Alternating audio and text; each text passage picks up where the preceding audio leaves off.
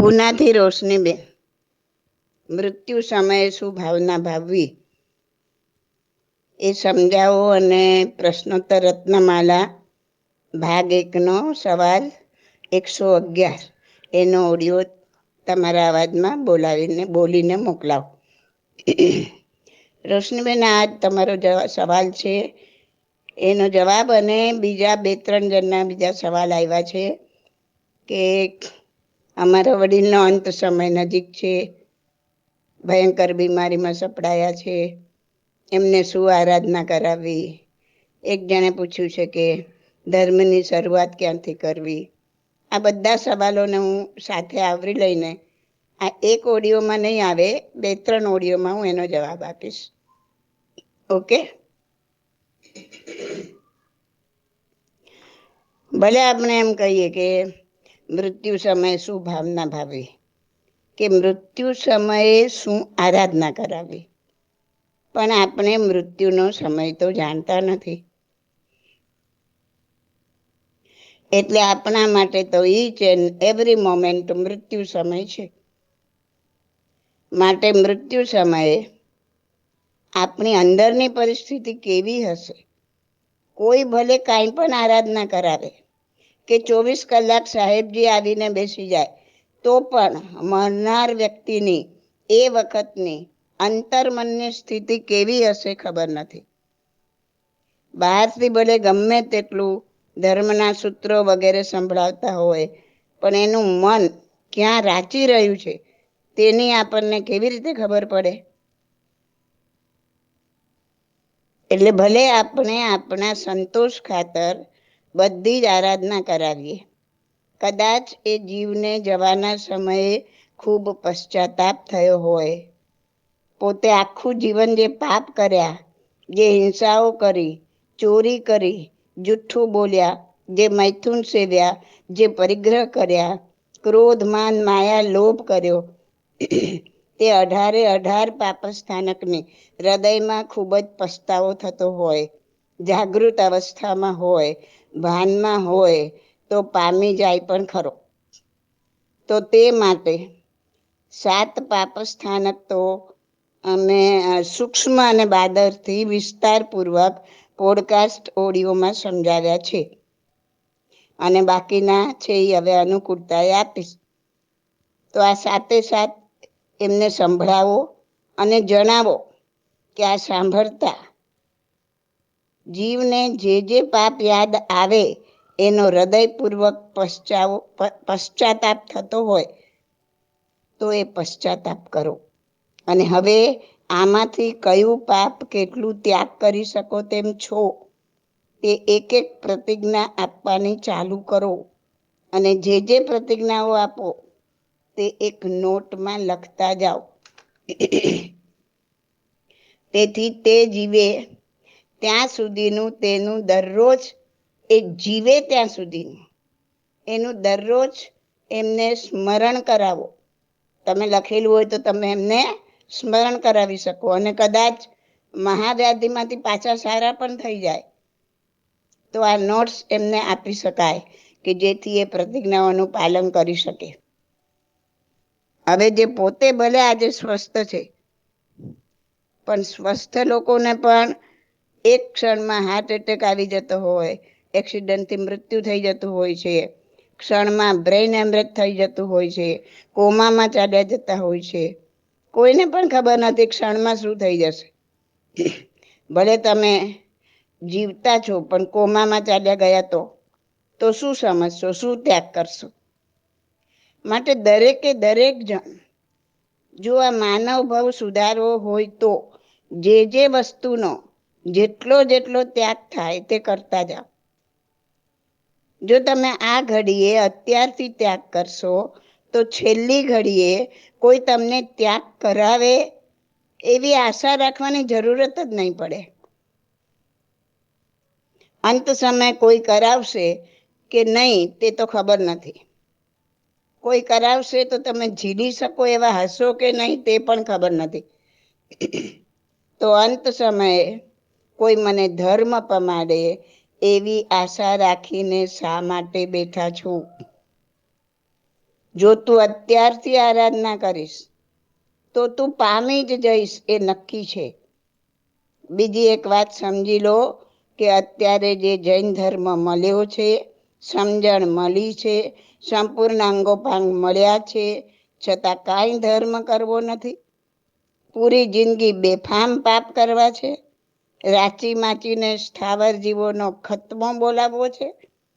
જૂઠ, માયા, કપટ, ક્રોધ, લોભ, મૈથુન સેવન, કોઈ પાપમાંથી પાછા હટવું નથી. તો છેલ્લે સમયે બધા પાપનું મિચ્છામિ દુક્કડમ, મિચ્છામિ દુક્કડમ.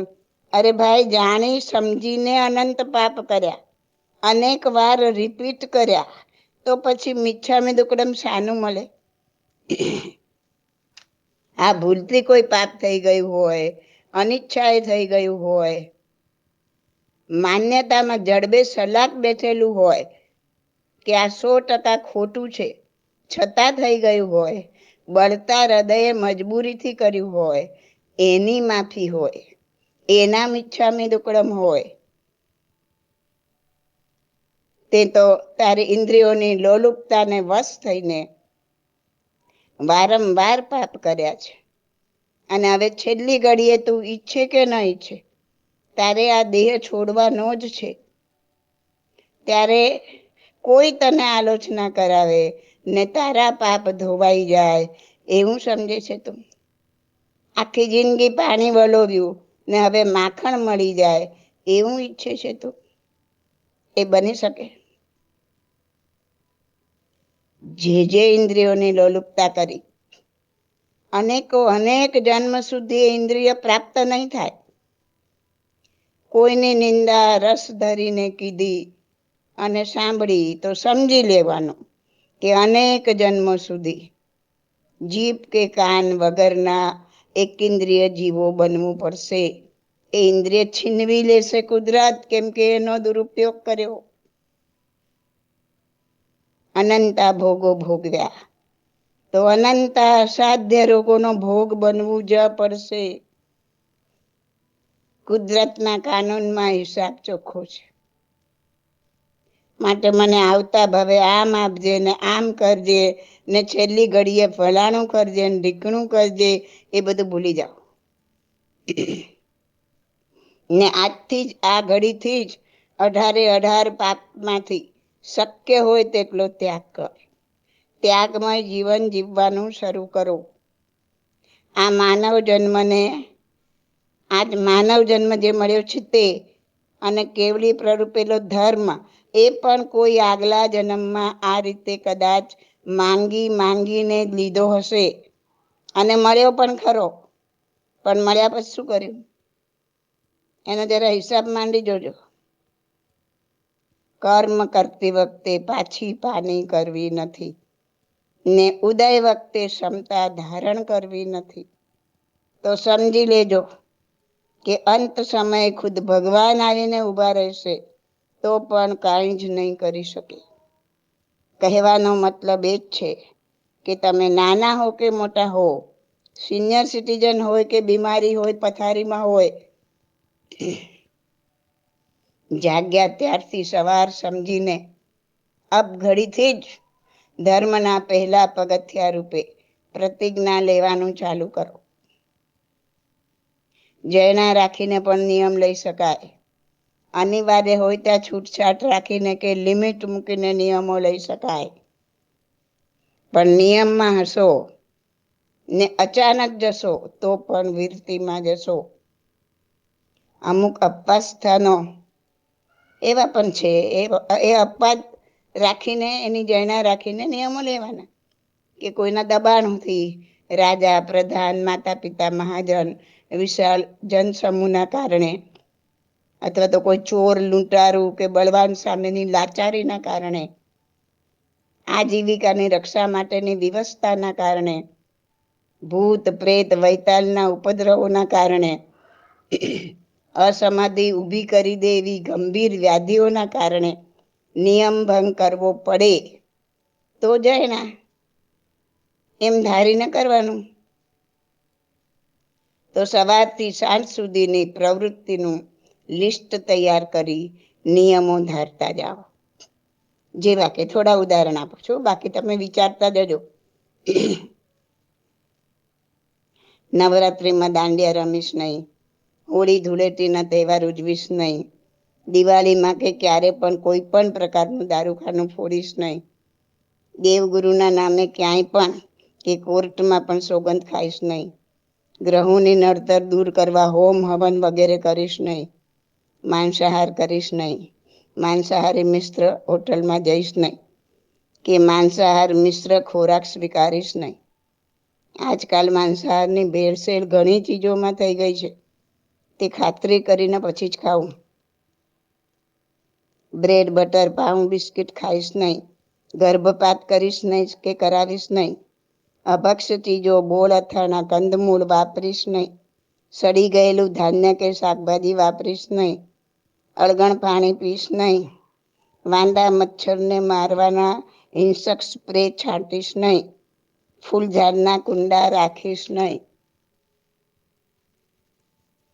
વનસ્પતિ અકારણ ઉગાડીશ નહીં કે કપાવીશ નહીં, સ્વિમિંગ પુલનો ઉપયોગ કરીશ નહીં, નળ ખુલ્લા મૂકીશ નહીં, પંખીઓના પિંજરા રાખીશ નહીં કે કૂતરા બિલાડા પાડીશ નહીં, કોઈની થાપણ કે લોન પચાવી પાડીશ નહીં, ક્યાંય ખોટી સાક્ષી આપીશ નહીં, જમીન ઝવેરાત જાગીર સગા સંબંધી કોઈના વિષયમાં જૂઠ બોલીશ નહીં, કોઈને ખોટી સલાહ આપીશ નહીં, ખોટો આરોપ મૂકીશ નહીં, કોઈની ગુપ્ત વાતોનો પ્રચાર કરીશ નહીં, અપશબ્દો ને મર્મઘાતક શબ્દો બોલીશ નહીં, ખોટા દસ્તાવેજો બનાવીશ નહીં, હક વગરનું લઈશ નહીં, ઉદ્ભટ વેશ પહેરીશ નહીં.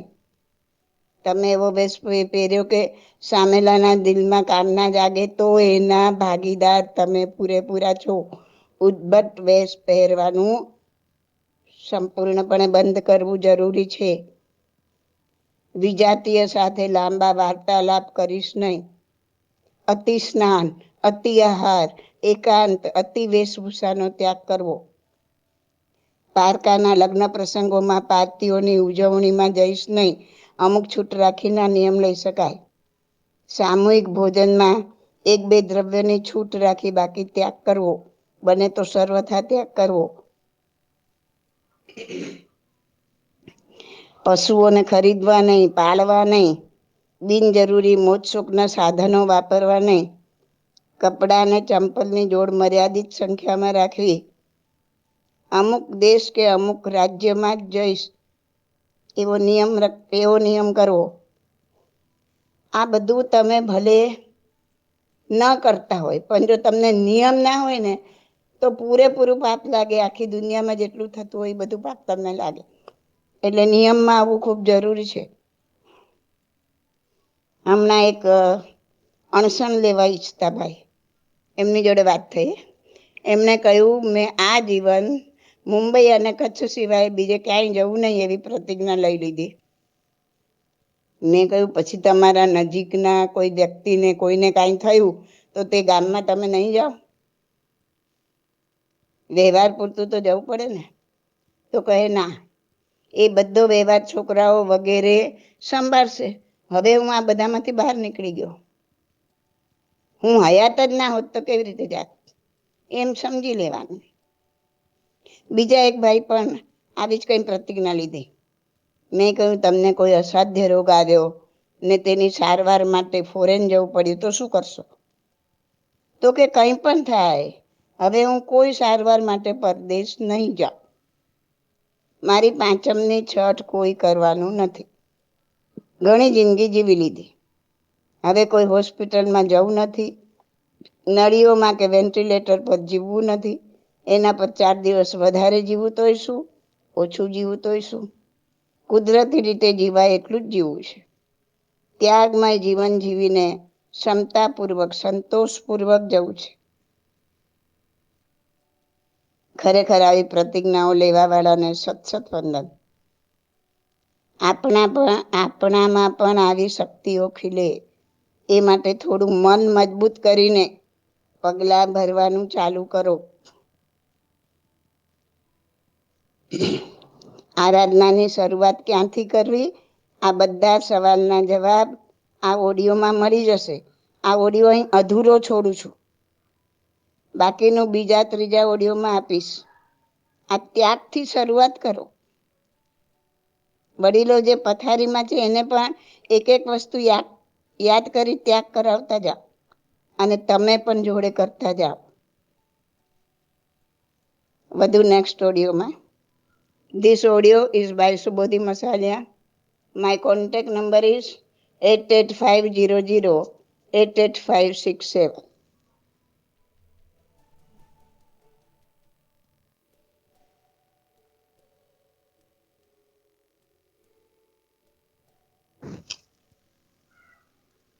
સંધ્યાબેન જૈન, રાજેશભાઈ સાંતાક્રુઝથી, રોશનીબેન પૂનાથી અને બીજા પણ 2-3 જણના આવા સવાલ હતા કે મૃત્યુ સમયે કેવી ભાવના ભાવવી, અમારા વડીલનો અંત સમય નજીક છે તો શું આરાધના કરાવવી, ધર્મની શરૂઆત ક્યાંથી કરવી. આવા બધા સવાલના જવાબને કવરઅપ કરતો એક ઓડિયો આપ્યો હતો. એના કનેક્શનમાં આ બીજો ઓડિયો આપું છું, તો એમાં આપણે આગળ વધીએ. પહેલા ઓડિયોમાં જણાવ્યું કે જે વસ્તુનો ત્યાગ થઈ શકે તે સંપૂર્ણ ત્યાગો, અને નહીં તો છૂટ રાખીને ત્યાગો. તેમાં પણ પરિગ્રહની લાલસાથી બચવું બહુ મુશ્કેલ છે. દ્રવ્યની મૂર્છા ઉતાર્યા વગર શ્રદ્ધા, સંવેગ, ક્ષમા, અનુકંપા, વયાવચ એવા મોક્ષ સાધક અંગોને આરાધી શકાતા નથી. માટે દરેકે પોતાના પરિગ્રહની મર્યાદા બાંધી જ દેવી જોઈએ. તમારા મકાન, ફ્લેટ, ઓફિસ, કારખાના, જમીન, ખેતર, સોનું, ચાંદી, વાસણ એ બધાને અમુક છૂટ રાખીને મર્યાદા બાંધવી જરૂરી છે. બીજું, જેમાં ત્રસજીવોની હિંસા થતી હોય એવા હિંસક શસ્ત્રો કે દારૂખાનું બનાવવું નહીં કે વેચવું પણ નહીં.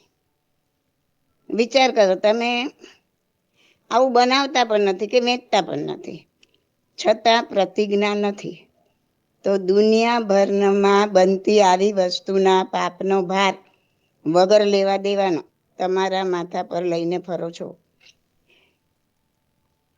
સાતે વ્યસનને સંપૂર્ણપણે તિલાંજલિ આપવા જેવી છે.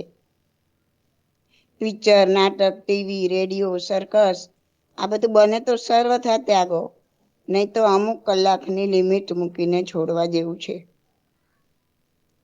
32 દોષ રહિતનું એક સામાયિક તો દરરોજ કરવું, વધુ જેટલા થાય તેટલા કરવા.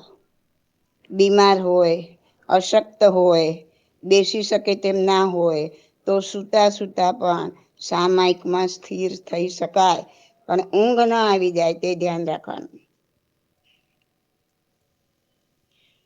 અને સામાયિક ઉચ્ચરીને ન જ થઈ શકે એવી કન્ડિશન હોય તો જ, થઈ શકે એવું હોય ત્યાં સુધી એમ જ કરવાનું જેમ આપણે સામાયિક કરીએ છીએ. પણ એમ થાય કે હવે કોઈ એવી કન્ડિશન જ નથી કે આવી રીતના સામાયિકનું ઉચ્ચરીને કરી શકે, તો એટલીસ્ટ 3 નોકાર ગણીને 48 મિનિટ સુધી શરીરનું હલનચલન બને એટલું ઓછું કરી, મન વચન કાયને સ્થિર કરી, જે કાંઈ દર્દ વગેરે કાયામાં થઈ રહ્યું હોય તે ક્ષમતા ભાવે વેદવું. તેનાથી ઘણા કર્મો વેદી શકાશે. 48 મિનિટ સુધી આ રીતના આવી ધારણામાં રહેવું, ધારણા કરીને એમાં રહેવું. સુખ અને દુઃખ દર્દ બંને કર્મો નિર્જરવા માટે જ આવે છે. જો ક્ષમતામાં સ્થિર થતા આવડે તો વેદી શકાય, નહીં તો રિએક્શન આપીને બમણા કરવાના. આ ક્ષમતામાં સ્થિર થઈને વેદવાની પ્રક્રિયા વિપસ્યના સાધનામાં શીખવા મળશે. તે 1-2 શિબિર ભરીને શીખી લો, પછી ઘરે એની પ્રેક્ટિસ ચાલુ રાખો તો ક્ષમતા ભાવે દર્દ સહન કરવાની ફાવટ આવી જશે. એ કોઈ ગીતો ગાવાથી નહીં આવે, પણ આ સાધનાની પ્રેક્ટિસ કરવાથી આવશે. કોઈ એમ ન સમજતા કે આપણે બીજા ધર્મનું શીખવા જવાનું. જે કાંઈ ત્યાં શીખવાનું છે કે કરવાનું છે તે 100% આપણા ધર્મને જ સંલગ્ન છે. આપણા ધર્મના સિદ્ધાંતોને અનુસરીને જે વસ્તુ હોય તે વસ્તુ શીખવામાં શાસ્ત્રમાં પણ કોઈ બાદ નથી. જુઓ, આપણે ફક્ત વિધિ શીખવાની છે, એ ધર્મનું કાંઈ જ અપનાવવાનું નથી. જો પહેલી વાત, ત્યાં કોઈ પણ ધર્મને માનવાનું કે અપનાવવાનું કહેવામાં આવતું નથી. બીજી વાત, આપણા જે વ્રત છે, અહિંસાનું પાલન, ચોરી નહીં કરવી, જૂઠ નહીં બોલવું, માંસ મદિરાનું સેવન નહીં કરવું, શુદ્ધ બ્રહ્મચર્ય પાળવું વગેરે આપણા જ વ્રતોનું પાલન કરવાનું છે. ત્રીજી વાત, આર્ય મૌનનું પાલન મિનિમમ 10 દિવસ સુધી. હવે વિચાર કરો, વચનથી આવતા કેટલા બધા કર્મ સંવર થઈ જાય જો 10 દિવસ સુધી સંપૂર્ણ મૌન પળાય તો મૌનનું તો આટલું બધું મહત્વ છે આપણા ધર્મમાં. તીર્થંકર ભગવંતો પણ દીક્ષા દિનથી મૌન ગ્રહણ કરે છે તો કેવળ જ્ઞાનની પ્રાપ્તિ સુધી મૌન રાખે છે. ચોથી વાત, રાગ દ્વેષથી રહિત થઈ સુખદ કે દુઃખદ સંવેદનાને કેવી રીતે ક્ષમતાપૂર્વક વેદવી તેની પ્રેક્ટિસ છે. આમાં આપણા ધર્મની બહારનું કંઈ જ નથી. બાકી એ લોકો શું માને છે, શું કરે છે, એની સાથે આપણે કોઈ નિસ્બત નથી. આપણે એમાં ઊંડા ઉતરવાનું પણ નહીં. આપણે આપણી સાધનાથી મતલબ. આપણી સાધના શીખી, આપણે એ સાધના આપણીમાં લઈ અને આપણે રવાના. પછી આપણે આપણા ઘરે આપણે પ્રેક્ટિસ કરી. આપણે તો આપણા ભગવાને જે કીધું છે તે 100% 100 ટચનું સોનું છે. એમાં કોઈ શંકાનું સ્થાન નથી. બીજું કાંઈ અપનાવવાનું આપણે જરૂર છે જ નહીં. એક જ આ સાધના શીખવા જેવી છે. જો આપણું આખું જીવન જ એક વિપસ્યના છે. આપણા દરેકના જીવનમાં પણ જ્યારે જ્યારે સમય પાકે એનો, ત્યારે સુખ કે દુઃખના કર્મ એક પછી એક ઉદયમાં આવતા જ જાય છે. એ બંને પ્રસંગમાં જેટલું ક્ષમતા ભાવે સહન કરશું એટલા કર્મની નિજરા થશે, ને જેટલું રિએક્શન આપશું તેટલા નવા કર્મો બંધાશે. તે વેદવા માટે પાછા નવા જન્મો લેવા પડશે. આ કર્મો સમય પાકતા ઉદયમાં આવે છે, બરાબર? જ્યારે વિપસ્યાના ધ્યાન સાધનામાં આપણે મન વચન કાયાને સ્થિર કરી નવા કર્મો આવતા સંવર કરીએ એટલે જૂના ઉદીરણામાં આવે છે. જે કર્મો હવે પછી ક્યારે પણ ઉદીરણામાં આવવાના હતા તે સંવેદનાના રૂપમાં શરીર પર પ્રગટ થાય છે.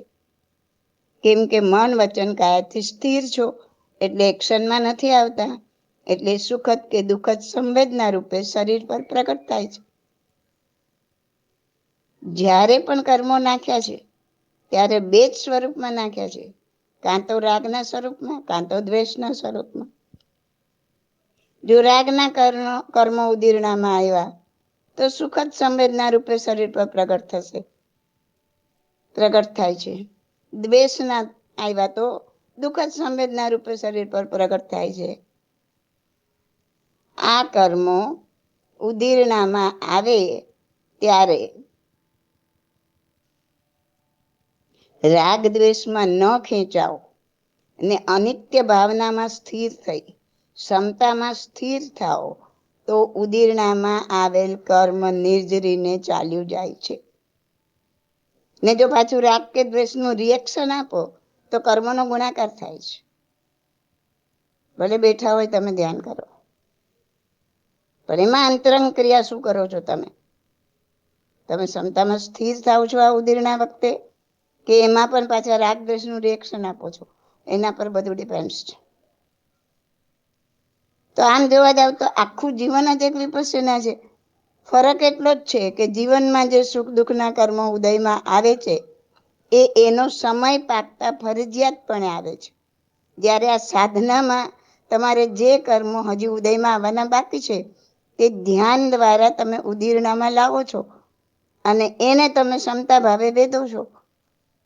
તો આ સકામ નિર્જરા થશે, ઓલી અકામ નિર્જરા થશે. અને સકામ નિર્જરાથી કર્મો ઝડપથી નિર્જરી શકાશે. આ પદ્ધતિ જો બરાબર શીખી લેવાય તો જીવનમાં આવતા સુખ દુઃખ પણ ક્ષમતા ભાવે વેદતા આવડી જાય. એની પ્રેક્ટિસ થઈ જાય તો અંત સમય હોય, બીમારી હોય, નાની ઉંમર હોય કે મોટી ઉંમર હોય, સુખ કે દુઃખ દર્દમાં ક્ષમતા ભાવે સહી શકશો, ક્ષમતા ભાવે રહી શકશો. અને અનિકાચિત કર્મોની નિર્જરા કરી શકશો. આ સાધનાની શરૂઆત એ સ્વ અધ્યાય છે, સ્વાધ્યાય છે. સ્વમાં શું બની રહ્યું છે તેનો અધ્યાય. એનો અધ્યાય કરી, અનુભવ કરી ક્ષમતામાં સ્થિર થવાનું છે. આમ સ્વ અધ્યાય કરતા કરતા, કર્મોની નિર્જરા કરતા કરતા આત્મા કર્મોના ભારથી ઘણો હળવો થશે. અને ત્યારે ઓટોમેટિક ધ્યાનના સ્ટેજ પર આવશે. એ બહુ દૂરની વાત છે. એ તો કોની પાસે કેટલો કર્મનો અને કેવો કર્મનો સંગ્રહ છે એના પર આધાર રાખે છે. કોઈ પૂર્વજન્મમાં ઘણી સાધના કરી, કર્મોની નિર્જરા કરીને આવ્યું છે તો તે જલ્દીથી ધ્યાન તરફ આગળ વધી શકશે. કોઈની પાસે ડગલો વધારે છે તો ધ્યાનમાં જતા વર્ષોના વર્ષો કે જન્મો પણ લાગી જાય. પણ આ માનવ દેહ મળ્યો છે તો સાધનાની શરૂઆત તો કરીએ, સ્વ અધ્યાય કરવાનું ચાલુ તો કરીએ. કેમ કે માનવ ભાવ સિવાય આ અંતરંગ ક્રિયા, મન વચન કાયને સ્થિર કરી કર્મોને ઉદીરણામાં લાવી નિર્જરવાની ક્રિયા, આ અંતરંગ ક્રિયા માનવ સિવાય કોઈ ભાવમાં થઈ શકશે નહીં. કોઈ માનવ સિવાય કોઈ કરી શકશે નહીં. ગમે એટલા હાઈએસ્ટ સ્થાન પર કોઈ દેવો હોય એ પણ ના કરી શકે. એટલે જ તો માનવ દેહ લીધા સિવાય મોક્ષ પામી શકાતું નથી. આ વાત હું એટલે કરી રહી છું કે જો બીમારીમાં, દુઃખમાં, અંત સમયે જો ક્ષમતા જોતી હશે તો એની પ્રેક્ટિસ કરવાની આજથી જ ચાલુ કરી દો. બાકી ગમે એટલું સાંભળશો, બુદ્ધિથી સમજશો, પણ પ્રેક્ટિકલ નહીં કરો ત્યાં સુધી કાંઈ પલ્લે પડશે નહીં. હમણાં પ્રેક્ટિકલ કરીને આવેલા એક ભાઈનો ઓડિયો, એમની અભિવ્યક્તિ હું તમને સાંભળવા માટે મૂકું છું. આ સાધનામાં શૂન્ય નથી થવાનું, પણ આંતરિક ક્રિયામાં મનને જોડવાનું છે. ને તે દ્વારા જે જ્ઞાન પ્રાપ્ત થશે તે અનુભવ જ્ઞાન હશે. જેને કહીએ છે ને જ્ઞાન વગર ક્રિયા નહીં ને ક્રિયા વગર જ્ઞાન નહીં. આ અંતરંગ ક્રિયાથી અનુભવ જ્ઞાન પ્રાપ્ત થશે. આ વિશે ઘણું ડિટેલમાં મેં મારી પ્રશ્નોત્તર રત્નમાલા ભાગ 2માં એ પુસ્તકમાં સમજાવ્યું છે. તે વાંચીને સમજશો તો ઘણું જાણવા મળશે. પણ જે કોઈ આ સાધના શીખવા જાઓ તે પહેલા પુસ્તક પ્રશ્નોત્તર રત્નમાલા ભાગ 2 વાંચી સમજીને જજો. શીખ્યા પછી ઘરે એની પ્રેક્ટિસ ચાલુ રાખજો, નહીતર એનો લાભ મળી શકશે નહીં. કાંઈ પણ શંકા હોય તો મને પૂછી લેજો.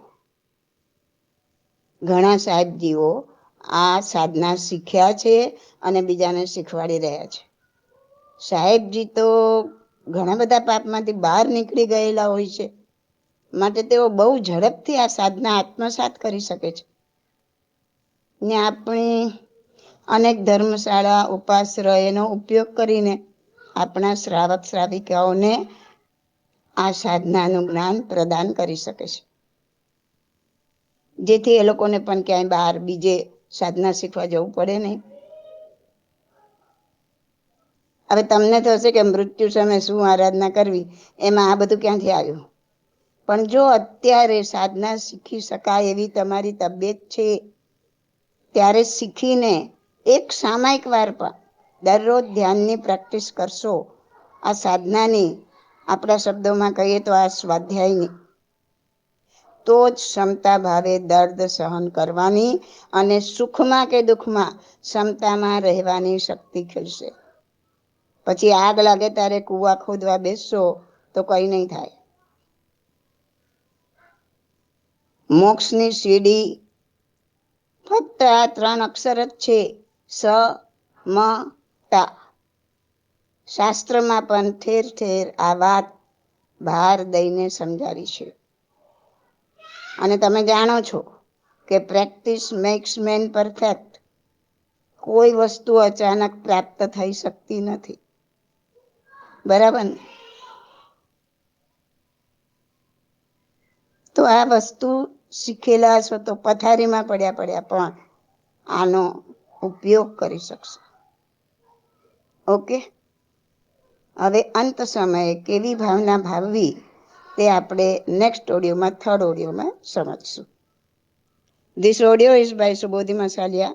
My contact number is 8850088567.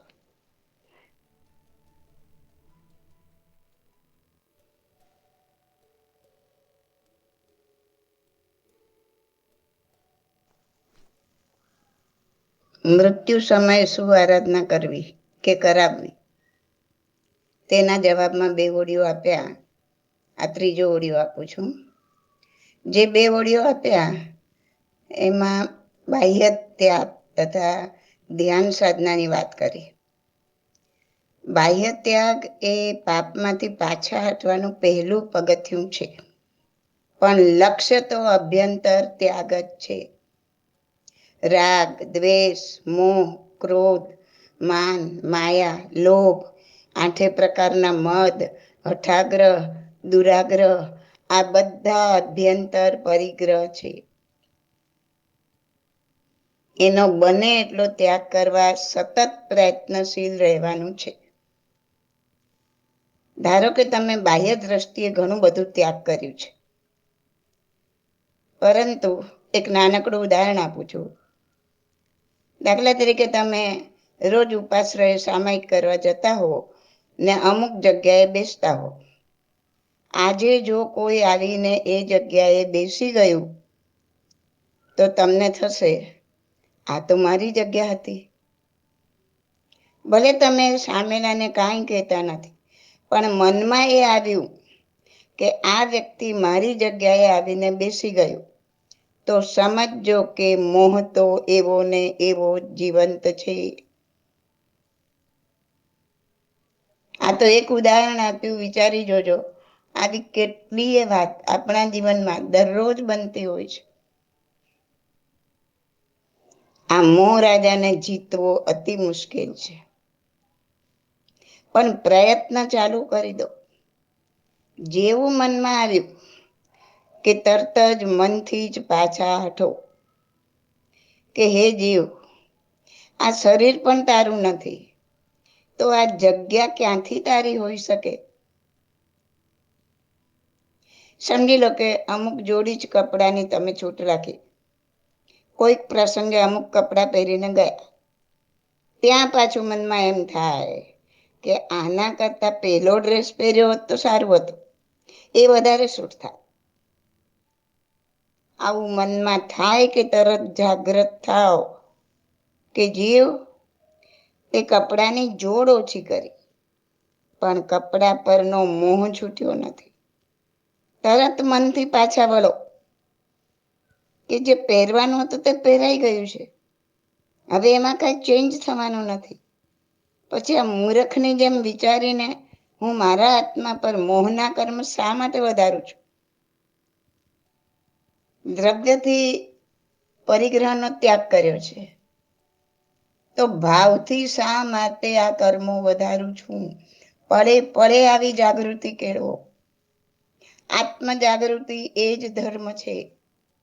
ટૂંકી જિંદગી મળી છે, જેટલું આત્માનું ઉર્ધ્વગમન થાય એટલું કરી લો. નિંદા, કુથલી, ઈર્ષ્યા, હરીફાઈ અનેક જન્મોમાં અનેક વખત અનેકોની સાથે કરી છે. કરીને શું મળ્યું એનો હિસાબ લગાવજો જરા. હવે ફક્ત આ એક જન્મના ટેમ્પરરી ફાયદા નુકસાન નહીં જોતા, પણ આત્મજાગૃતિ સાધી લઈ ભવિષ્યમાં મળનાર જન્મો વિશે વિચારજો. તમારી આજુબાજુ અનેક પ્રસંગો એવા બનતા હશે.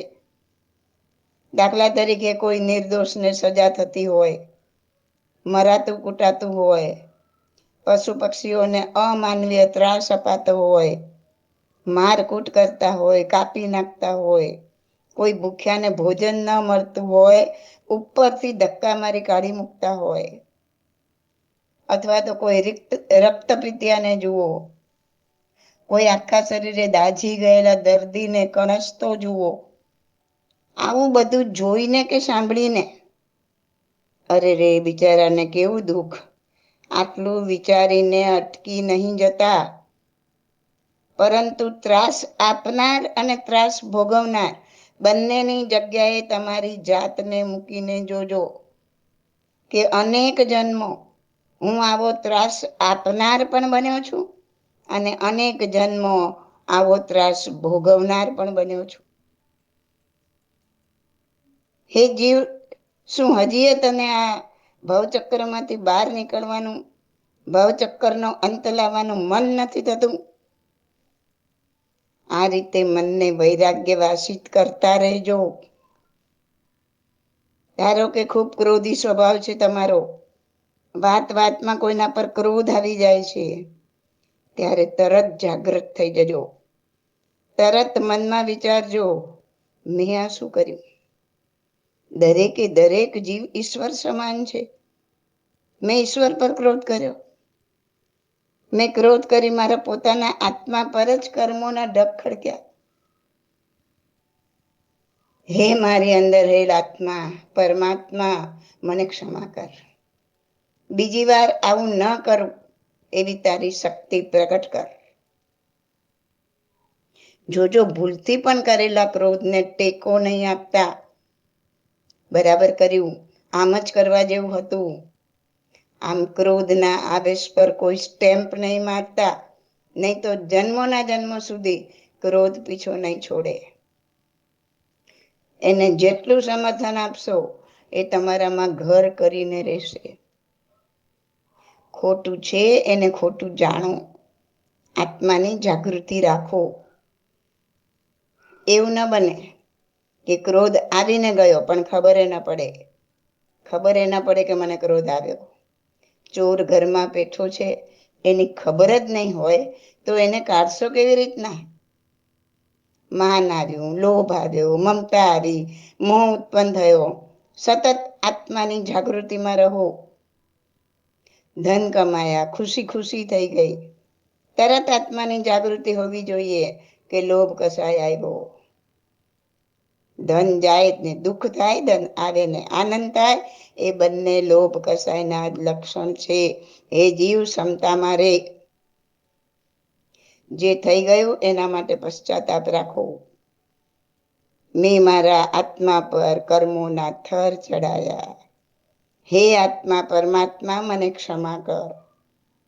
આમ બાહ્ય ત્યાગને બાહ્ય ધર્મની સાથે આંતરિક ત્યાગ ને આંતરિક ધર્મ હશે તો બાજી જીતી જશે.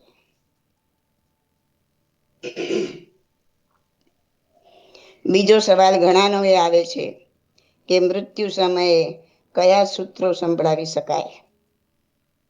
જો બીમાર માણસને સાંભળવું ગમતું હોય તો નવકાર, વસગરમ, લોગસ્સ, ચાર શરણા, ચત્તારી મંગલમ, મોટી શાંતિ, શાંતિકરમ, નાની શાંતિ, ભક્તામર વગેરે સૂત્રો સંભળાવી શકાય.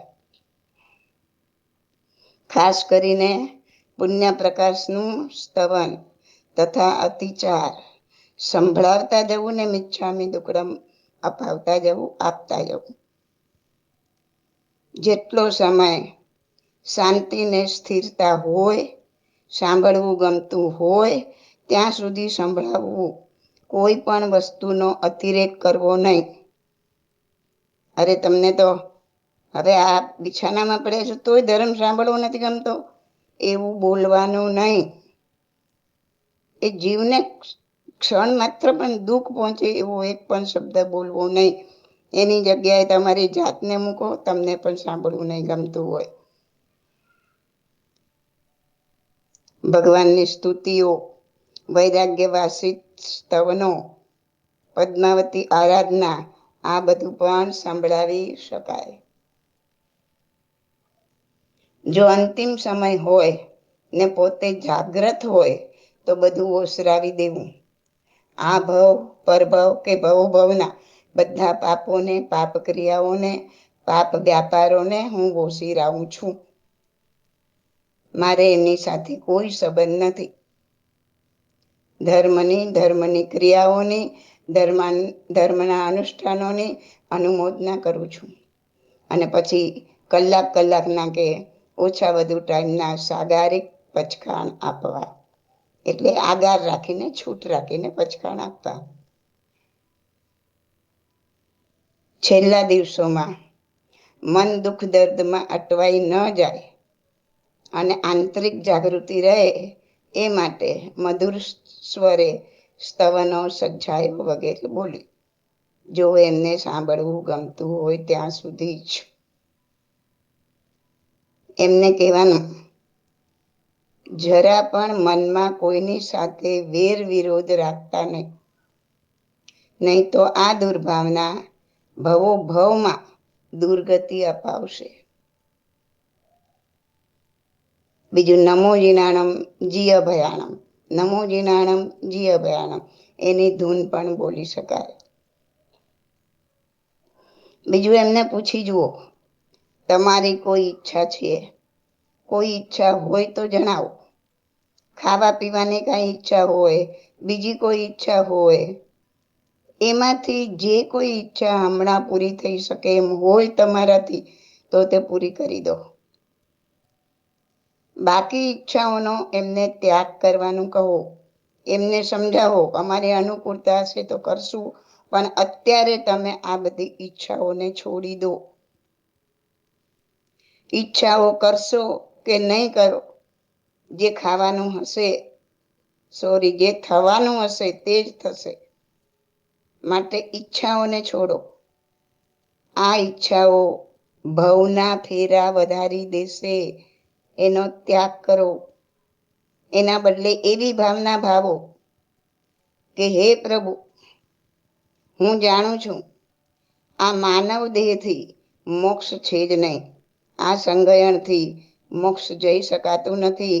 એટલે હવે મોક્ષ થવા સુધીમાં જેટલા પણ ભવ બાકી હોય તે ભવમાં આત્માના ઉચ્ચ સંસ્કાર મળે, કેવડીએ પ્રરૂપેલો ધર્મ મળે, હું આત્મ ધ્યાનમાં પ્રવૃત્ત થાઉં ને મોક્ષ પદ પામું. હે પ્રભુ, આ ભવ તો મારો એળે જ ગયો છે. પહેલા તો ધર્મની કોઈ સમજ નહોતી, સંગયણ પણ આ નહોતો, ન તો આત્માનું કોઈ એવું વિદ્ય ફોરવ્યું છે. સંસારમાં ગળા ડૂબ રચો પચો રહ્યો છું. પાપના ઢગ ખડક્યા છે. આજની તારીખમાં એના માટે ભારોભાર પશ્ચાતાપ છે. હે પ્રભુ, મારે આ ભવસાગરમાંથી તરવું છે. મને તાર તાર, હે નાથ મને તાર. આજે એ ભાન થાય છે કે જો મોત પછી આ શરીર સળગી જ જવાનું હોય, ઇન્દ્રિયો નાશ પામી જ જવાની હોય, તો શા માટે આ શરીર મારફત આત્મહિત સાધી ન લેવું? શા માટે દેવગુરુ તથા ગુણીજનના ગુણ ગાય જીભનો સદુપયોગ ન કરવો? શા માટે આ આંખો દ્વારા પરમાત્મા દર્શન, સદવાંચન અને આ કાન દ્વારા જીનવાણી શ્રવણ જેવા સુકૃત ન કરી લેવા?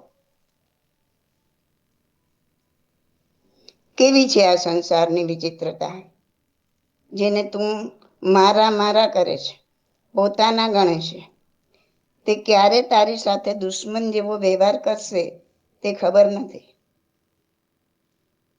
કોણી કે રાજ્યના લોભથી પોતાના પિતાને પાંજરા સળિયામાં કેદ કર્યા. ભરત ચક્રવર્તીએ રાજ્યના લોભથી ભાઈ બાહુબલી ઉપર ચક્ર મૂકીને આક્રમણ કર્યું. અમરકુમારને સગી જનેતાએ પૈસા માટે વેચી નાખ્યો. સૂર્યકાંતા રાણીએ વિષય સુખ માટે પોતાના પતિ પ્રદેશીને ઝેર આપીને મારી નાખ્યો. ખંદક મુનિની ચામડી જીવતા જીવે એના બનેવીએ જ ઉતરાવી. આવા વિચિત્ર સંસારમાં કયા સંબંધો પર મોહ કરું? અફસોસની વાત તો એ છે કે આ સત્યનું ભાન મને આટલું મોડું કેમ થયું. હે નાથ, આ મોહજાળમાં હવે કદીએ ન ફસાવું એવી આત્માની શક્તિ ખીલે. હે સ્નેહીજનો, અહીં જે આત્માઓ સગા સંબંધી રૂપે નજદીક આવ્યા છે તે પોતાના સંબંધ પૂરા કરી અન્ય આત્માઓ સાથેના પોતાના સંબંધો પૂર્ણ કરવા દૂર દૂર ચાલ્યા જશે. અહીંથી ગયા પછી કોઈ યાદ પણ કરતું નથી. માટે હે સ્નેહીજનો, મારી પાછળ રોકકળ કરી કર્મ બંધ કરશો નહીં.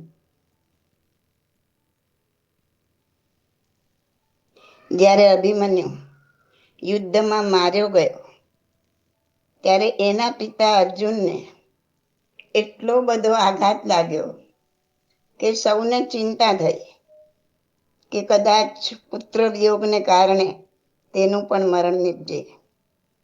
આથી શ્રી કૃષ્ણે એમને આશ્વાસન આપવા કીધું કે મારી સાથે આવો.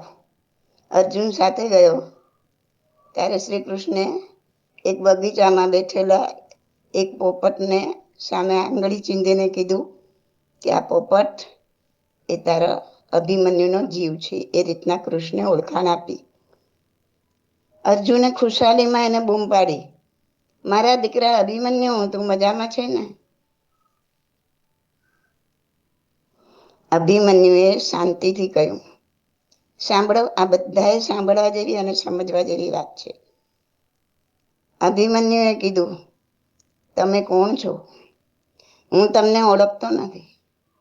આ જીવનમાં હું પુત્ર નથી, સગો નથી, સંબંધી નથી, પણ માત્ર એક આત્મા છું. અને તમને પણ એક આત્મા તરીકે ઓળખું છું. પિતા પુત્રની રમત રમવી હોય અને સગા સ્નેહીના ભાગ ભજવવા હોય તો તમે પાછા જાઓ. તમે મને માત્ર શરીર દીધું હશે, એટલે આપણા વચ્ચે તો માત્ર શરીરની જ સગાઈ હતી. તે તો જ્યારે સ્મશાન યાત્રામાં તમે મને બાળીને ખાક કર્યો ત્યાં એ સગાઈ પણ પૂરી થઈ ગઈ.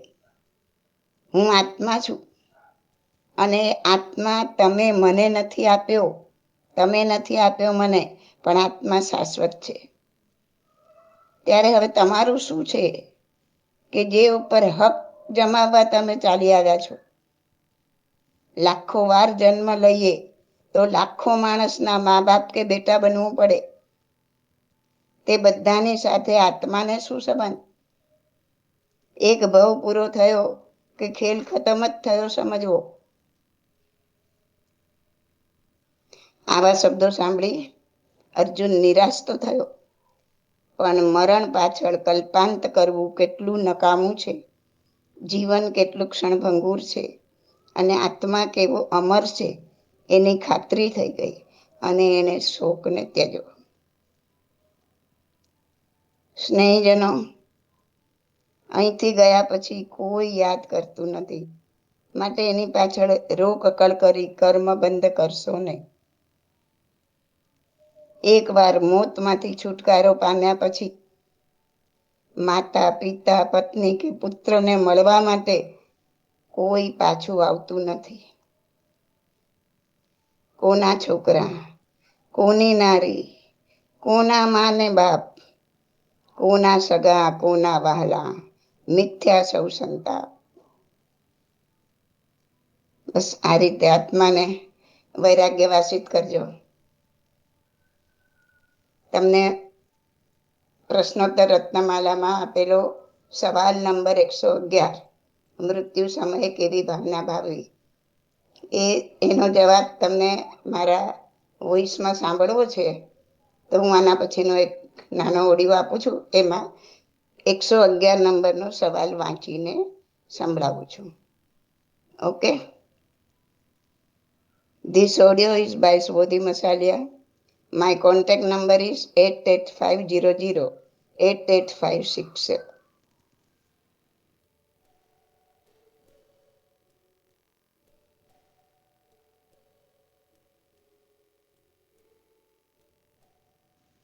પ્રશ્નોત્તર રત્નમાલા ભાગ 1, સવાલ નંબર 111, મૃત્યુ સમયે કેવી ભાવના ભાવવી. નંબર 1, પરમયોગી એવા શ્રી ઋષભદેવ આદિ પુરુષો પણ જે દેહને રાખી શક્યા નથી, એને હું ક્યાંથી રાખી શકવાનો હતો? હું શુદ્ધ ચૈતન્ય સ્વરૂપ અવિનાશી એવો આત્મા છું, અને આ દેહ તો જડ છે. હું ચેતન, આ દેહ જડ. ચેતન અને જડ કદી પણ એકબીજાના હોઈ શકે જ નહીં. માટે જડ એવા આ દેહ પર મને કોઈ મોહ રહ્યો નથી. નંબર 2, શરીર પ્રત્યે જેવો વસ્ત્રોનો સંબંધ છે તેવો આત્મા પ્રત્યે શરીરનો સંબંધ છે. જ્ઞાન પ્રત્યે જેવો તલવારનો સંબંધ છે તેવો દેહ પ્રત્યે આત્માનો સંબંધ છે. વસ્ત્રો બદલાયા કરે છે, શરીર તો એ જ રહે છે. એવી જ રીતે મારું શરીર બદલાઈ જશે, આત્મા તો એ જ રહેશે. પછી મને શેની ફિકર છે? મારું ધ્યેય, મારું લક્ષ્ય તો અશરીરી બનવાનું છે. પછી શરીર પ્રત્યે મોહ શેનો? નંબર 3, જેમ મેળામાં ભેગા થયેલા લોકો મેળો વિખરાવવાની ફિકર કરતા નથી, તેવી જ રીતે હું ચૈતન્ય, હું પણ પ્રેક્ષક છું. મને પણ આ શરીર પર્યાય છૂટવાની ફિકર કરવી ઉચિત નથી. જગતનો નંબર 4, જગતનો કરતા હરતા કોઈ નથી. સર્વ સંયોગ સ્વભાવથી જ મળે છે અને સ્વભાવથી જ વિખરાય છે. તેવી જ રીતે આ શરીરનો સંયોગ પણ સ્વભાવથી જ મળ્યો છે અને સ્વભાવથી જ વિખરાશે. મારો રાખ્યો રહેશે નહીં ને વિખેર્યો વિખરાશે નહીં. તો પછી તેના વિયોગથી ફિકર મારે શા માટે કરવી જોઈએ? જે થવાનું હશે તે થયા કરશે. નંબર 5, આત્મા અમર છે. તે છેદાતો નથી, ભેદાતો નથી, મરતો નથી, બળતો નથી, ખતમ થતો નથી. તો પછી મારે કોના માટે શોક કરવાનો અને મોહ પણ કોના માટે કરવાનો? આ પૂતગલ માટે, કે જે પૂતગલ શરીર સડી શકે છે, ગળી શકે છે, બળી શકે છે, કપાઈ શકે છે, દુર્ગંધ મારી શકે છે. નિત્ય એવો આત્મા મારો કે અનિત્ય એવું આ શરીર મારું? શરીર તો મારા આત્માનો પહેલો પાડોશી છે. પાડોશી તો બદલાતા રહે. પાડોશી બદલાવવાની ઘટના મારા આત્મા માટે કાંઈ નવી નથી. પછી શોક શાને? નંબર 6, અનંતા જન્મોથી અનંતી વાર આ પૂતગલ બદલાયા જ કર્યું છે. જે શરીરને ખાતર જન્મો જન્મ મેં પાપોના ઢગલા જ ખડક્યા છે. પાપ જાજેરું કર્યું ને પુણ્ય આછેરું કર્યું. નિર્જરાની તો વાત જ ક્યાં. વારંવાર મારા અહંકારીપણાને લીધે મારે જન્મ લેવો પડ્યો. હું જાણું છું કે આ પંચમારામાં આ દેહ થકી હું મોક્ષે નથી જઈ શકવાનો. માટે હે પ્રભુ, હું અંતરથી પ્રાર્થના કરું છું કે હવે જે શરીર મળે તે શરીર વડે હું અશરીરી બનું. હવે જે જન્મ મળે તેથી હું અજન્મા બનું. એવું મને બળ આપજે. હું તારી પાસે એ નથી માંગતો કે મને જન્મ જન્મ આમ કરજે ને મને ભવો ભવ તેમ કરજે. કારણ કે હવે મને તો ન જન્મ જોઈએ છે ન ભવ જોઈએ છે, બસ ફક્ત મોક્ષ જ જોઈએ છે. પછી ભલે એ કોઈ પણ માર્ગે હોય, કોઈ પણ રાહે હોય. હવે તો હે નાથ મને એવો બનાવ કે મારા માથે કોઈ નાથ ન રહે. નંબર 7, 70-80 વર્ષના આ માનવ જીવનને ઢળતી સંધ્યાએ હું સુસ્તીમાં નહીં, આત્મમસ્તીમાં મસ્ત રહેવા માંગુ છું. કારણ કે હું જાણું છું કે આ પૂતગલ તો નાશવંત, વિનાશી છે, પરિવર્તનશીલ છે. જેમ વનસ્પતિના શરીર રૂપે રહેલું ઘાસ જો ગાયના પેટમાં પહોંચે તો દૂધનું સ્વરૂપ ધારણ કરે છે. દૂધમાં મેળવણ ઉમેરતા દહીંનું સ્વરૂપ, દહીંમાંથી છાશ, છાશ વલોવતા માખણ, માખણમાંથી ઘીનું સ્વરૂપ, ઘીમાંથી મીઠાઈનું સ્વરૂપ, મીઠાઈ માનવ શરીરમાં પહોંચીને વિષ્ઠાનું સ્વરૂપ, વિષ્ઠા ખાતરમાં રૂપાંતર પામી ફરી કોક ઘાસના શરીરપણાને પ્રાપ્ત કરે છે. પૂતગલના આવા પરિવર્તનશીલ સ્વભાવને જાણ્યા પછી એનો મોહ શું કરવો? નંબર 8, પરમ જ્ઞાની પુરુષોનું કહેવું છે કે દેહ છોડતી વખતે જેટલા અંશે અસંગપણું, નિર્મોહપણું, યથાર્થ સમરસપણું રહે છે તેટલું મોક્ષપદ નજીક છે. માટે હે જીવ, જ્યાં સુધી આ દેહનો સંબંધ વર્તે છે ત્યાં સુધી અસંગપણું, નિર્મોહપણું કરી લઈ આત્મા અબાધ્ય અનુભવ સ્વરૂપ જાણી બીજા સર્વ ભાવ પ્રત્યેથી છૂટો થા, છૂટો થા. નંબર 9, પહેલા તો હું આ શરીરમાં ઉદ્ભવેલા રોગોના ઉદયથી ખૂબ ગભરાઈ ગયો હતો. પરંતુ જ્યારથી એ સમ્યક જ્ઞાન નિશ્ચયરૂપ બન્યું કે આ રોગ તો કર્મને આધીન છે, જો હું રોગની પીડા ક્ષમતા ભાવે સહન કરીશ તો કર્મની નિર્જરા કરી શકીશ. ઘેર બેઠા કર્મ ખપાવવા માટેનો આ સુઅવસર આવ્યો છે. કર્મનો બદલો દેવાને સમય મોડું શા માટે છુપાવવું જોઈએ?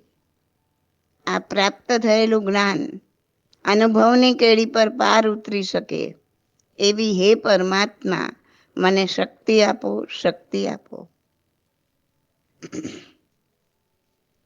નંબર 10, જેવી રીતે ગત સુકુમારજીને મસ્તક પર સોમિલ બ્રાહ્મણે અંગારા ભર્યા એની મહાવેદના સહી, જેવી રીતે ખંદક મુનિના શરીરની સર્વ ચામડી તેમના બનેલીના અનુચરોએ ઉતારી લીધી તેની વેદના સંભાવે સહી, જેવી રીતે સ્કંદજીના 500 શિષ્યોને પાલક પ્રધાને ઘાણીમાં પીલ્યા એની મહાવેદના તેમણે હસતા મુખે સહી, તેવી રીતે આ ઉદયમાં આવેલી વેદનામાં હું સંભાવ, ક્ષમતા ભાવ રાખીશ તો જ મારું આત્મકલ્યાણ થઈ શકશે. આવા અનેક મહાપુરુષોએ તીવ્ર વેદનાના સમયે જેવો સંભાવ રાખ્યો એનો એક અંશ મને ચખાડી દે. હે પરમાત્મા, એક અંશ મને ચખાડી દે. નંબર 11, હું ધર્મ પામ્યો નથી કે હું ધર્મ કેમ પામીશ, આ બધો ખેદ કરવાનો હવે સમય નથી. હવે તો બસ આ દેહાદીથી હર્ષ કે વિષાદ વૃત્તિ દૂર કરીને આત્મામાં રમણતા કરવી છે. વિતરાગ પુરુષોની દશાનું સ્મરણ કરી એમના અદ્ભુત ચારિત્ર પર દ્રષ્ટિ કરી વૃત્તિને અપ્રમત્ત કરવી છે. હવે આ અંતર્મુખ થઈ, સ્થિર થઈ આત્મામાં જ રહેવું છે.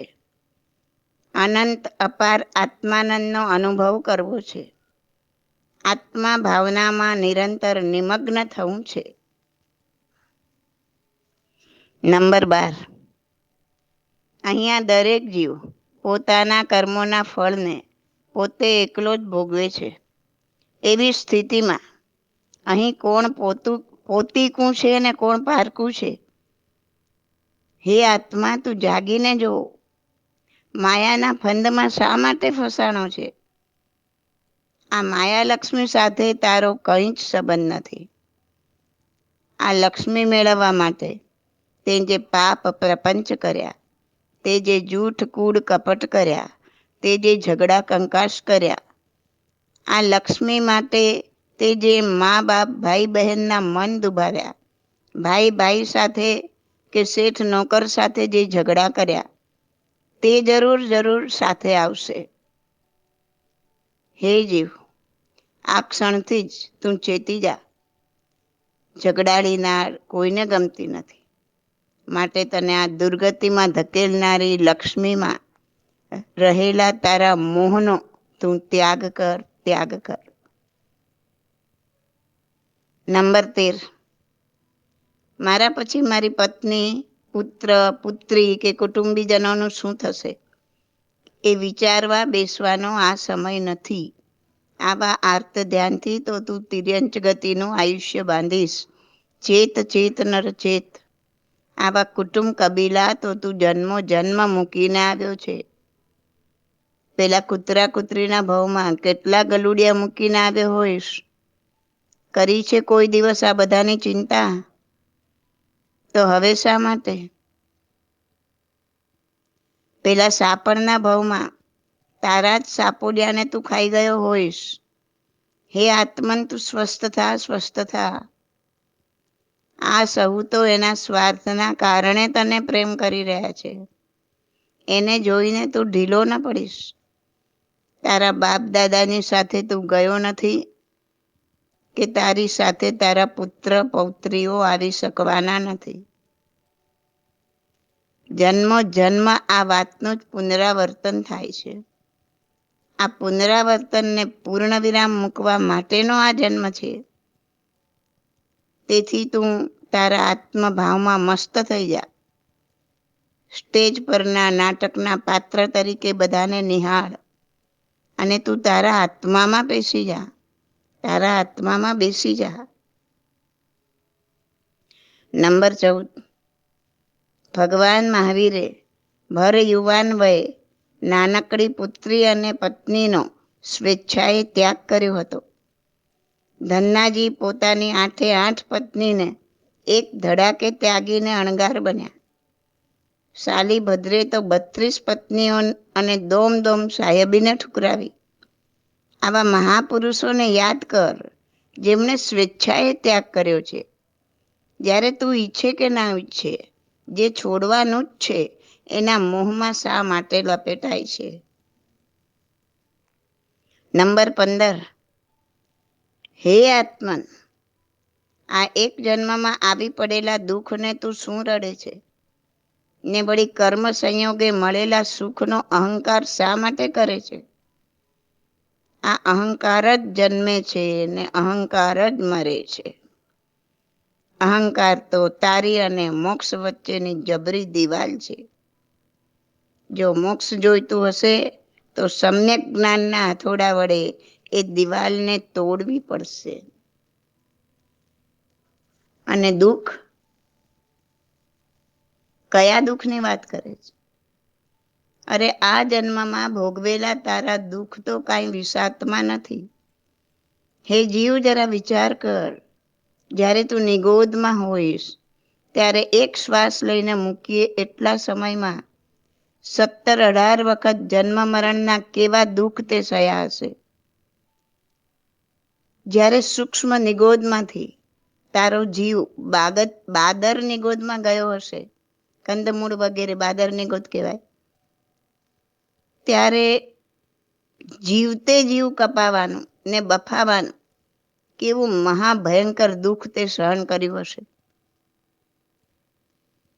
અરે અત્યારે ઉંકારા અને ટહકા કરનારા હે જીવ, જ્યારે તું વનસ્પતિના ભાવમાં હોઈશ ત્યારે કોઈએ તને કુહાડાથી કાપી નાખ્યો હશે અને તું એક ચીસ પણ નહીં પાડી શક્યો હોય. વિચાર કર ત્યારે તને કેવું દુઃખ થયું હશે. અરે ક્યારેક તું તડકામાં તપીને સુકાઈ ગયો હોઈશ, એક ટીપું પાણીનું પીવા નહીં મળ્યું હોય, તો ક્યારેક તું આખો ને આખો બરફથી ઢંકાઈ ગયો હોઈશ, ટાઢમાં ઠૂંઠિયું થઈ ગયો હોઈશ, અને ત્યારે તું એક ડગલું ચાલીને બીજી જગ્યાએ નહીં જઈ શક્યો હોય, અને ત્યારે તને જે વેદના થઈ હશે તેની કલ્પના પણ કરી શકે છે તું? જા જરા તારા આત્મામાં પેશીને જો. એની પાસે તો આ બધા જ અનુભવ ધરબાયેલા પડ્યા છે. જરા વિચાર કર. પાણી કાયના ભાવમાં તારો આત્મા, જ્યારે તારો આત્મા પાણી કાયના ભાવમાં હશે ને કોઈએ પાણીમાં સાબુ ભેળવ્યો, આહા શું બળતરા થઈ હશે. અત્યારે જીવતે જીવ કોઈ તારી ચામડી કાઢી મરચું ભભરાવે ને એવી જ. ને એ બળતરા સહેતા સહેતા તો મૃત્યુને ભેટ્યો હોઈશ. એ દુઃખ કરતા તો આજનું દુઃખ ઓછું છે ને. અને હા, તિર્યંચના ભાવમાં તો તે શું દુઃખ નહીં સહન કર્યું હોય. કીડાના ભાવમાં તને કોઈએ જીવતે જીવ ઉકળતા પાણીમાં નાખી દીધો હશે, કોઈએ પગ નીચે કચડી નાખ્યો હશે, કોઈએ હાથેથી મસળી નાખ્યો હશે, માછલીના ભાવમાં કોઈ તને બાફીને ખાઈ ગયું હશે, સાપના ભાવમાં કોઈએ તારી જીવતે જીવ ચામડી ઉતારી લીધી હશે, તો ગાય બકરાના ભાવમાં કોઈએ તને કતલખાનામાં કાપી નાખ્યો હશે. અરે વિચાર કર જીવ, તે કયા દુઃખ નથી સહ્યા. આજની તારા શરીરમાં ઉપડેલી વેદનાને જોઈને નિશ્ચય માન કે મારા જીવે પણ અન્ય જીવને આવી વેદના આપી છે.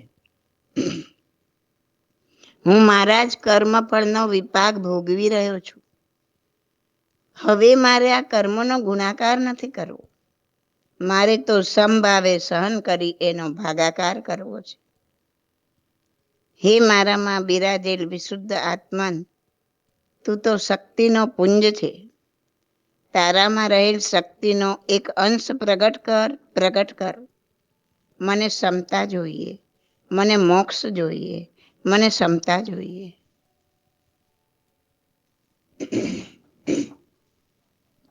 નંબર 16.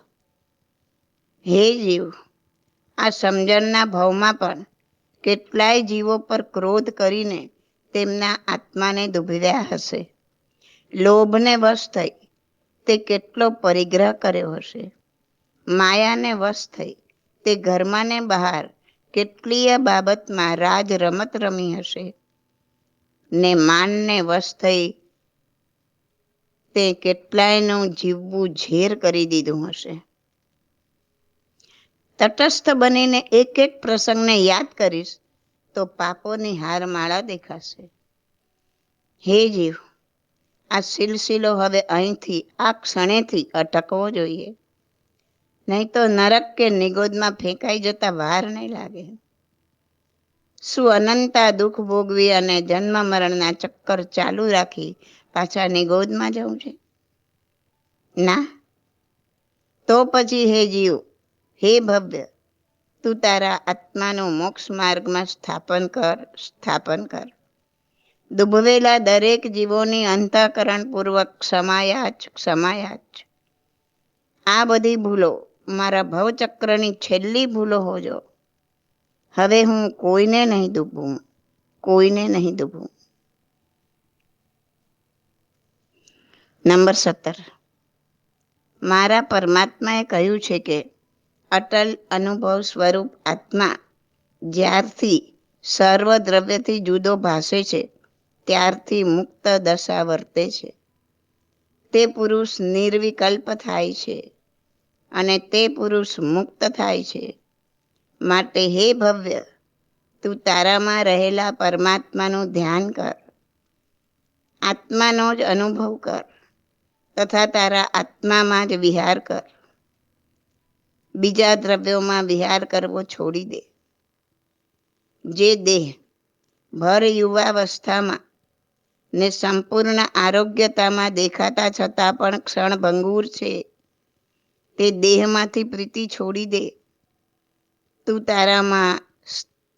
તારામાં જ સ્થિર થા. નંબર 18. હું કોણ છું? હું સર્વથી સર્વ પ્રકારે ભિન્ન છું. સર્વ પરભાવથી મુક્ત છું. હું કેવળ શુદ્ધ ચૈતન્ય સ્વરૂપ અચિંત્ય સુખ સ્વરૂપ છું. હું એક છું, અસંગ છું, સચ્ચિદાનંદ પરમાત્મા છું. હું અજન્મા, અજર, અમર, શાશ્વત છું. માત્ર નિર્વિકલ્પ દ્રષ્ટા છું. હું અસંખ્ય પ્રદેશાત્મક નિજ અવગાહના પ્રમાણ છું. હું માત્ર એકાંત શુદ્ધ અનુભવ રૂપ છું. પરમ શાંત ચૈતન્ય છું. હું સ્વપર્યાય પરિણામી સમયાત્મ છું. હું નિર્વિકલ્પ છું. હવે હું નિજ સ્વરૂપમાં ઉપયોગ કરું છું. નિજ સ્વરૂપમાં તન્મય થાઉં છું. ઓમ શાંતિ, ઓમ શાંતિ, ઓમ શાંતિ. આ મૃત્યુ સમય ભાવવાની ભાવના કહી, પરંતુ મૃત્યુનો સમય તો કોઈ જાણતું નથી. માટે દરરોજ આપણા જ સબનું પાર્થિવ દેહનું આપણે દર્શન કરવું અને એનાથી ભિન્ન પરમાત્મ સ્વરૂપ એવા આપણા આત્માનું દર્શન કરવું ને ઉપરોક્ત ભાવનામાં ભાવિત રહેવું. This audio is by Subodhi Masalia. My contact number is 88500 88567.